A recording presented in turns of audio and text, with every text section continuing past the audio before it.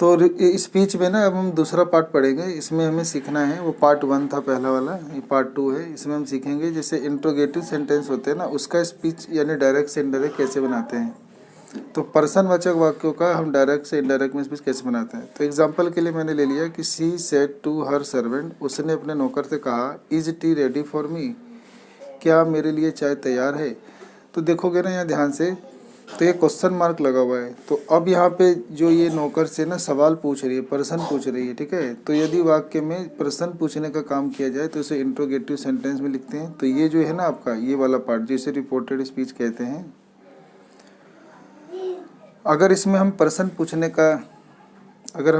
पूछने का काम करते हैं तो ये इंट्रोगेटिव सेंटेंस है। और ये इंट्रोगेटिव सेंटेंस होता है ना, तो इसको कैसे चेंज करेंगे। तो देखो, अब क्योंकि प्रश्न पूछ रहा है तो यहाँ पे जो सेड टू है ना, इसको हम ऐसे लिखेंगे, सेड टू को हम आस्क कर देंगे, ठीक है।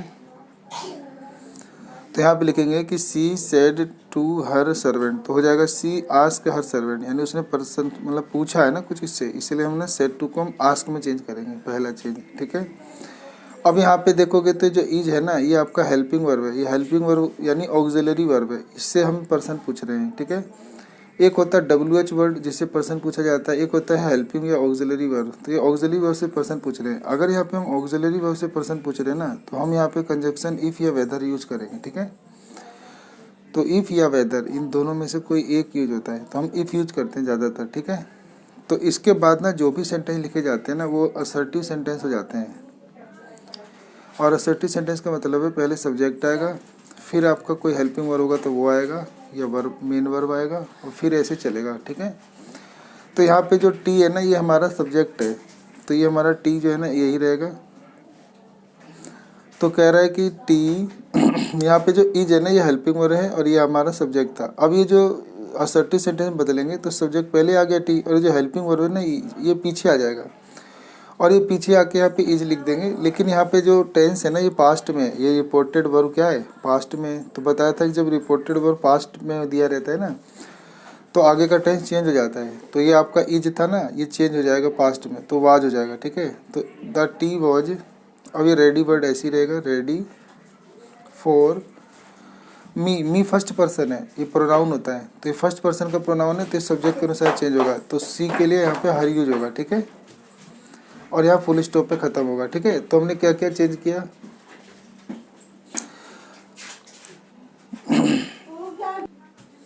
तो हमने ना पहला चेंज क्या क्या किया है उस पर बता देते हैं। जैसे एक और एग्जांपल पहले लेते हैं। जैसे देखो, पहले ना जैसे सेड टू है तो हमने इसको आस्क में बदला है, ठीक है।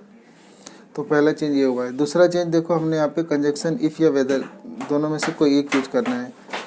तीसरा है कि हमें यहाँ पे ना असर्टिव सेंटेंस बना देना है। असर्टिव सेंटेंस के लिए पहले सब्जेक्ट आएगा, ध्यान रखना है, फिर आपका हेल्पिंग वर्ब आवाज आया, ठीक है, हेल्पिंग वर्ब, फिर आपका मेन वर्ब आएगा, और फिर जो भी अदर वर्ड है वो आएगा, ठीक है।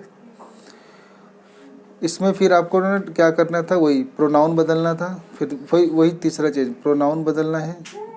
जैसे मैंने देखो मी का हर कर दिया था, तो प्रोनाउन बदलो। फिर चौथा चेंज क्या करना है कि हमने टेंस बदला है, और अगर यहाँ पे कोई अदर वर्ड होता ना तो वो अदर वर्ड भी बदल देते, ठीक है।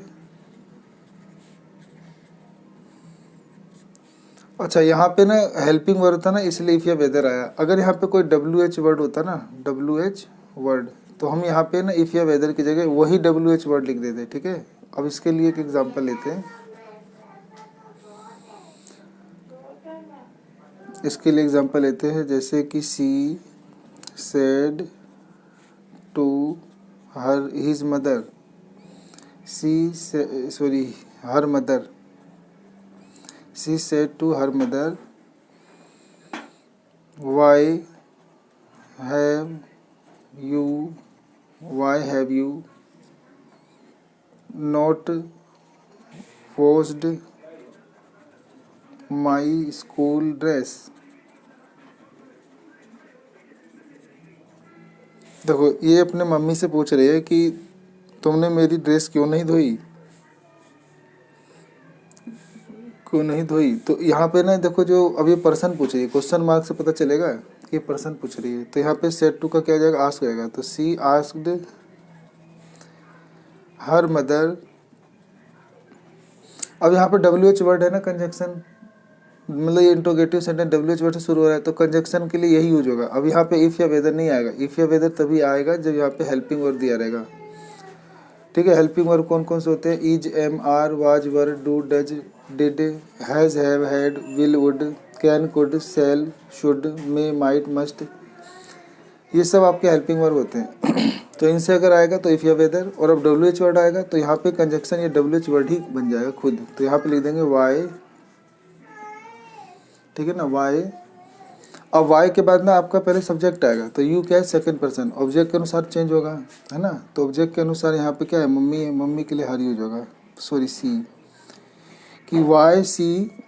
अभी देखो हैव है ना, तो हम इसको जो रिपोर्टिंग वर्ब पास्ट में है तो इसको हम पास्ट में बदलेंगे, तो हैव का पास्ट हेड हो जाता है, ठीक है। तो why she had not washed. अब माई स्कूल ड्रेस को, माई फर्स्ट पर्सन है तो सब्जेक्ट के अनुसार हो जाएगा, तो सब्जेक्ट के अनुसार माई, सब्जेक्ट के अनुसार सी है तो सी के अनुसार हर हो जाएगा। तो वह हर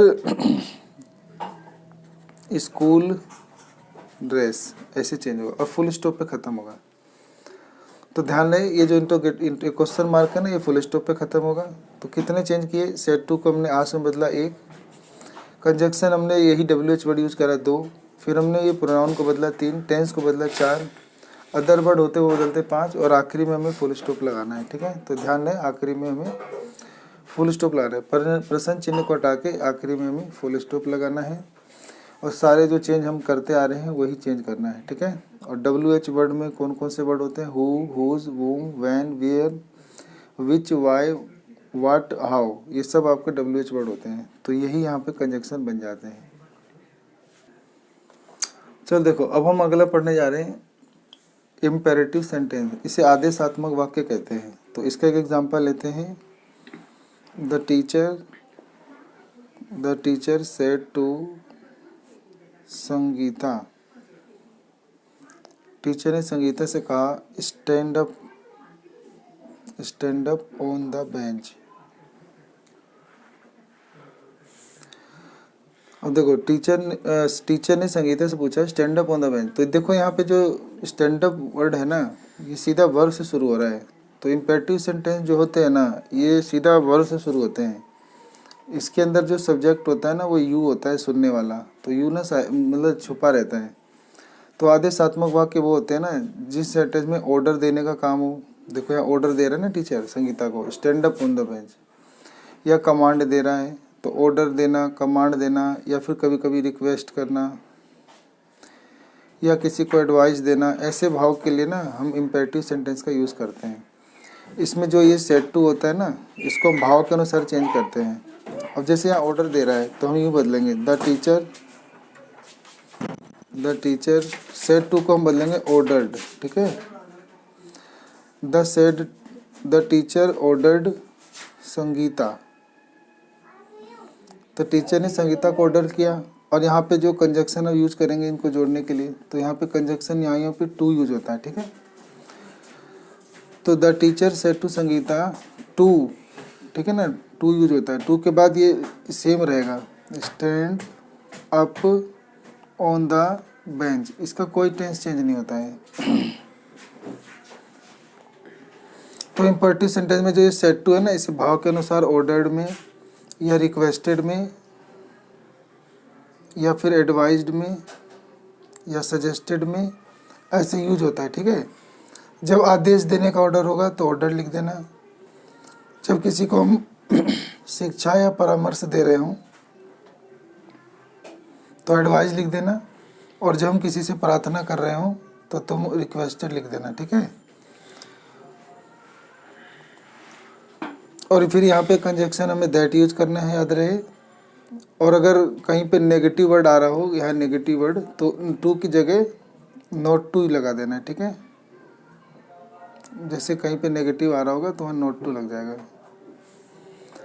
अब जैसे डू नोट आ रहा होगा ना, जैसे इसमें डू नोट आ रहा होगा, इसमें कहीं ऐसे आ रहा होगा do not open the door, ऐसे आ रहा होगा। तो वो डू नोट को ना तुम नोट आगे करके टू लिख देना, ऐसे यानी देखो I said to my servant, मैंने अपने सर्वेंट से कहा, I said to my servant, मैंने अपने सर्वेंट से कहा, do not sit in this room, कि इस रूम में मत बैठो। तो इसमें ना ऐसे बदलेंगे आई। अब देखो ये क्या कह रहा है, अपने नौकर को मना कर रहा है ना कि मत बैठो, तो ये भी ऑर्डर ही दे रहा है। तो लिखो आई ऑर्डर्ड माई सर्वेंट। अब यह नेगेटिव वर्ड आ गया, तो नेगेटिव वर्ड में अब नोट पहले आ जाएगा और टू बाद में आ जाएगा कंजक्शन, ठीक है। तो नोट टू, फिर ये सेम रहेगा, सिट इन दिस रूम, बस दिस को दैट कर देंगे, दैट रूम, ठीक है। वो इसलिए दिस का दैट हो गया ना क्योंकि ये पास्ट में है। रिपोर्टिंग वर्ब अगर हमारा पास्ट में है तो आगे के जो भी सेंटेंस होते हैं वो पास्ट में हो जाते हैं। तो अदर वर्ड दिस था तो इसका दैट हो जाएगा। यहाँ पे याद रहे वर्ब की फर्स्ट फॉर्म है ना, तो इसका पास्ट नहीं बनाएंगे, इसका फर्स्ट ही फॉर्म रहेगा क्योंकि इम्पेरेटिव सेंटेंस है, ठीक है। तो इम्पेरेटिव सेंटेंस जो होते हैं उनका चेंज करने के क्या क्या रूल होते हैं। उनके रूल पहला हो गया कि सेड टू होगा ना, तो उसको भाव के अनुसार order, requested, advice, suggested, commanded, ठीक है, ऐसे वर्ड यूज़ करने हैं। फिर दूसरा काम क्या करना है, दूसरा काम हमें कंजक्शन टू लगाना है। तो पहला काम हमें सेड टू को चेंज करना है भाव के अनुसार, दूसरा हमें टू लगाना है कंजक्शन।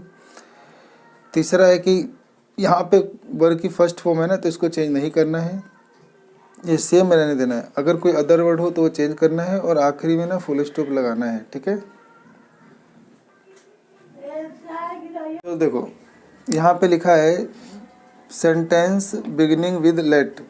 कुछ सेंटेंस होते हैं ना उसमें ना लेट से शुरुआत होता है, ठीक है।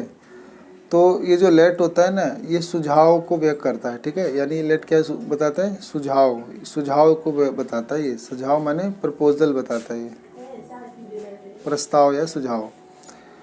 तो कई बार क्या होता है कि जो ये रिपोर्टिंग वर्ब होता है, इस रिपोर्टेड स्पीच होता है, इसके अंदर लेट से शुरू होता है। जैसे इस सेंटेंस में लेट से शुरू हो रहा है कि she said to me let us go to Okhla for a picture.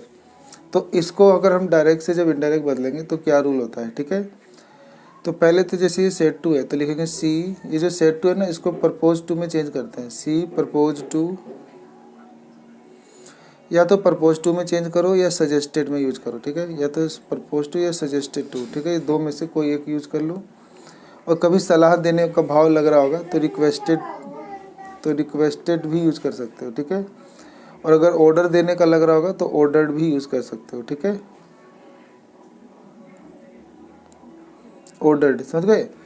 अभी मुझे लग रहा है ना कि ये सलाह दे रहा है कि चलो ओखला में पिकनिक के लिए चलें, तो प्रपोज टू लिख दो या सजेस्टेड टू लिख दो, रिक्वेस्टेड लिख दो या ऑर्डर्ड लिख दो, ठीक है, समझ गए।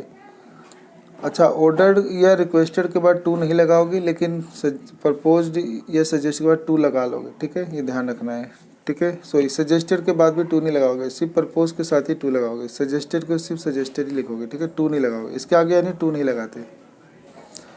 तो सी प्रपोज टू मी, उसने मुझसे प्रपोज किया ना, क्या किया कि अब यहाँ पे ना कंजक्शन हमें दैट लगाना होता है, ठीक है। तो हम कंजक्शन क्या लगा देंगे, दैट।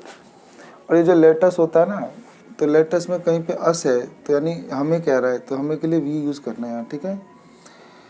तो we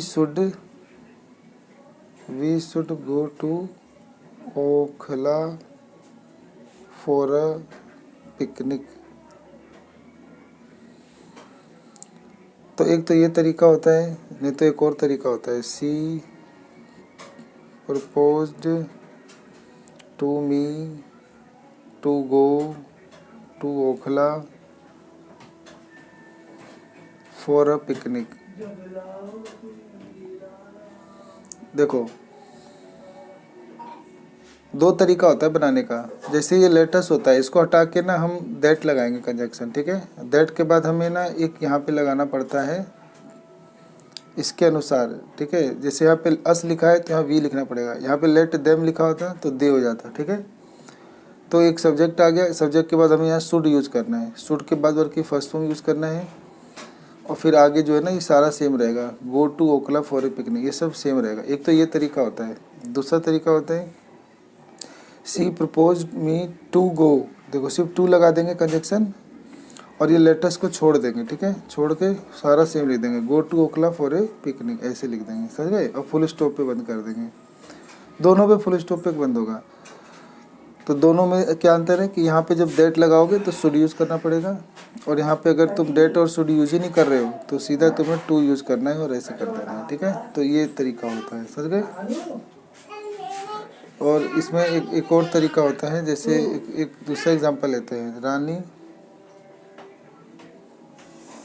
Rani said to the teacher, रानी ने टीचर से कहा let me go home early, कि मुझे जल्दी घर जाने दो, ठीक है। तो रानी ने टीचर से प्रार्थना कर रही होगी, तो लिखेंगे रानी, ये सेड टू है ना, इसको लिख देंगे requested. Rani requested the teacher, यहाँ टू नहीं आएगा, रिक्वेस्टेड के बाद टू नहीं आएगा, ठीक है। Requested the teacher to conjunction जोड़ दो, और टू के बाद ना यहाँ लिख दो टू लेट, ये जो मी है ना ये फर्स्ट पर्सन है, तो इस सब्जेक्ट के अनुसार यहाँ पे रानी के समय हर हो जाएगा, तो let her go home early.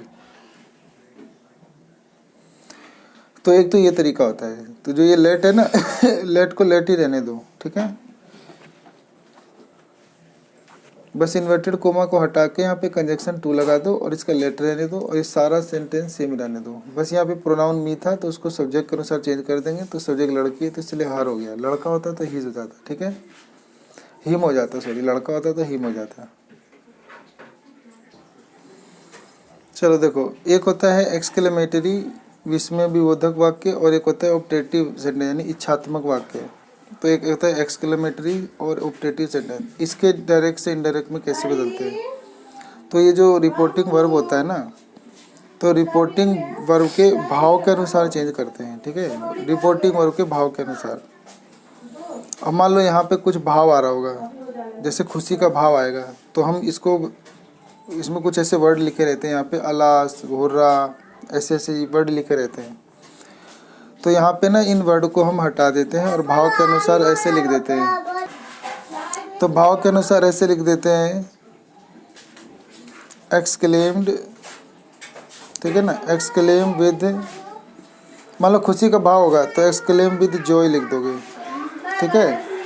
अगर दुख का भाव होगा तो एक्सक्लेम विद सोरो लिख दोगे।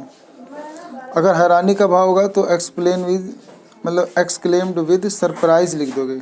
ऐसी प्रशंसा कर रहे होगे तो एक्सक्लेम्ड विद एप्लाउज्ड लिख दोगे, ठीक है, एप्लाउडेड। इच्छा होगा तो विश्ड लिख दोगे, प्रार्थना होगा तो सिर्फ प्रेड लिख दोगे, ठीक है। अब देखो ये 5 एग्जाम्पल है, इनके अनुसार देखेंगे। एक्सक्लेमेशन वर्ड जो होते हैं ना, इनको हटा दो, इनको एक्सक्लेमेशन वर्ड कहते हैं। अल्लाह, हुर्रा, ठीक है, हाय, ब्रो, ब्रेवो, ये सब हटा देते हैं। और कंजक्शन के लिए हमें दैट यूज़ करते हैं, कंजक्शन के लिए हमें दैट यूज़ करना है। और जो सेंटेंस ये होता है इसको असर्टिव सेंटेंस में लिख के छोड़ देते हैं, ठीक है, असर्टिव सेंटेंस में लिख देते हैं, जिसमें सब्जेक्ट, वर्ब और ऑब्जेक्ट ऐसे फॉर्मेट में छोड़ देते हैं। ही सेड, उसने कहा, अल्लाह माने हाय, आई एम अनडन, मैंने ये काम नहीं किया। तो ही, सोने दो, ही, देखो अब यहाँ पे ना ये अपने आप को बर्बाद होने के लिए कह रहा है, तो ये दुख की बात कह रहा है, तो यहाँ पे लिख देंगे ही एक्सक्लेम्ड विद सोरो, ठीक है। यहाँ पे दुख का भाव यूज हो रहा है कि मैंने ये काम नहीं किया, हाय मैंने ये काम नहीं किया, मैं नहीं कर सका। तो ही क्लेम्ड विद सोरो, ही एक्सक्लेम्ड विद सोरो। फिर यहाँ कंजक्शन बताया था, डेट लगाना है। फिर दैट के बाद देखो आई है ना, फर्स्ट पर्सन है, सब्जेक्ट के अनुसार ये ही है तो ही हो जाएगा ही। और ये एम है ना, इसका टेंस चेंज आएगा, एम का आवाज हो जाता है, ठीक है, EJMR का आवाज बार हो जाता है। तो जैसे आई के साथ एम है तो ही के साथ आवाज आ जाएगा, ठीक है, आवाज। और अंडन ऐसे ही रहेगा, अंडन, और फुल स्टॉप पे ख़त्म कर देंगे, ठीक है। तो क्या क्या चेंज किया, तो ये जो सेड टू है इसके भाव के अनुसार एक्सक्लेम विद सोरो में चेंज हो गया, कंजक्शन की जगह दैट आ गया, और ये जो प्रोनाउन था उसको बदल दिया, और जो ये टेंस था एम ये आवाज में हो गया, और आखिरी में फुल स्टॉप हो गया। तो इतने चेंज करना है, ठीक है। अब जैसे एक और एग्जांपल है, द बॉय सेड हुर्रा, लड़कों ने कहा hurrah we have won the match, हमने मैच जीत लिया। तो ये खुशी का भाव है, तो लिखेंगे the boys exclaimed with joy, यहाँ पे खुशी का भाव है तो जॉय लिख देंगे, और दैट लिख देंगे दैट देखो ये जो वी है ना, ये फर्स्ट पर्सन है, ये सब्जेक्ट के अनुसार चेंज होगा। तो ये लड़के ज़्यादा है, प्लूरल वर्ड है, तो प्लूरल के लिए दे आएगा। सिंगुलर होता है तो ही आता है, और प्लूरल के लिए दे आएगा। तो दे, अब हैव है ना, तो हैव का टेंस चेंज होगा, तो हैव का हैड हो जाएगा। तो they had von the match हो जाएगा, ठीक है, वॉन द मैच, और फुल स्टॉप आ जाएगा, ठीक है। उसके बाद लिखा है राम सेड, और राम सेड, राम ने क्या कहा, व्हाट ए ब्यूटीफुल पार्क। तो ये हैरानी का भाव है, तो लिखेंगे राम एक्सक्लेम्ड विद सरप्राइज। वो हैरान हो रहा है ना, तो सरप्राइज लिखेंगे, एक्सक्लेम विद सरप्राइज दैट। देखो इसका ध्यान से सीखना है। इसके अंदर यहाँ पे ना कोई सब्जेक्ट नहीं है, सब्जेक्ट नहीं है ना, तो हम यहाँ पे इट को हम सब्जेक्ट बनाते हैं, इंट्रोडक्टरी सब्जेक्ट इट बनाते हैं। तो यहाँ पे ये क्या कर रहा है, व्हाट ए ब्यूटीफुल पार्क। तो हम व्हाट ए ब्यूटीफुल पार्क को लिखेंगे it was a very beautiful park, ऐसे लिख देंगे, वेरी ब्यूटीफुल पार्क, और फुल स्टॉप लगा देंगे, ऐसे करेंगे। The old man said to me, old man ने मुझसे कहा, मे गॉड ब्लेस यू, मतलब भगवान आपको, सुख दे, आशीर्वाद दे। तो द ओल्ड मैन ये प्रार्थना कर रहे हैं। तो यहाँ पे मे से जो शुरू होता है ना अगर वर्ड, तो ये प्रार्थना दर्शा रहा है। प्रार्थना के लिए हम प्रेड या विश यूज करेंगे, तो लिखेंगे praise that, the old man praise that, कि गॉड माइट, मे का माइट हो जाता है, गॉड माइट ब्लेस, ये यू है ना सेकंड पर्सन, ये ऑब्जेक्ट के अनुसार चेंज होगा, ऑब्जेक्ट मी है तो यहाँ पे मी हो जाएगा। फिर आगे ऐसे ही, the beggar said to her, beggar ने उससे कहा, मे यू लिव लॉन्ग, तुम्हारी आयु लंबी हो। तो ये इसको वो अपने आशीर्वाद या इच्छा या प्रार्थना कर रहे हैं। तो यहाँ पे लेंगे द बेगर विश्ड या पेयर यूज कर सकते हो, विश्ड डेट लगा देंगे। ये यू है ना, ये सेकंड पर्सन है, ये ऑब्जेक्ट के अनुसार सी हो जाएगा, ठीक है। ये जो यू है ना, सेकंड पर्सन है, ऑब्जेक्ट यहाँ पे हर है, तो हर के अनुसार सी हो जाएगा। सी मे का माइट हो जाएगा, कि सी माइट लीव लॉन्ग, और यहाँ फुल स्टॉप लगा देंगे। तो हमें इस तरीके से जो होते हैं ना, इनको बदलना होता है। तो ये रिपोर्टिंग वर्ब है, इसको विश में बदलेंगे, और कंजक्शन यहाँ पे दैट यूज करेंगे, प्रोनाउन बदलेंगे, फिर टेंस बदलेंगे, और फुल स्टॉप लगा देंगे, ऐसे करेंगे, ठीक है।